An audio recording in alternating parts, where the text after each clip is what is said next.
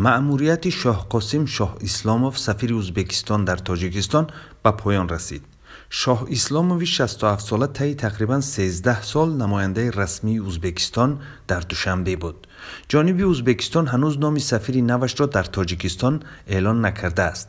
سیراج‌الدین اسلوف وزیر کارهای خارجی تاجیکستان روز 9 فوریه شاه قاسم شاه اسلاموف را به خاطر انجام مأموریتش به حضور پذیرفته است. در جریان ملاقات دورنمای مناسبت‌های تاجیکستان و ازبکستان و مسائل دیگری مورد توجه دو طرف بررسی شده است.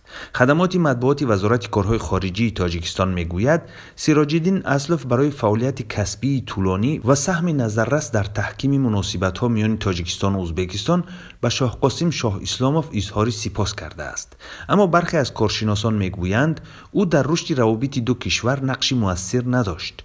در زمان سفیر بودن او روابط تاشکند و دوشنبه به سردی گراییده بود.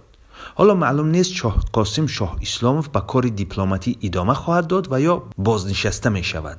وی پیش از آمدنش به دوشنبه در سال 2005 به حیث سفیر ازبکستان در روسیه کار کرده است.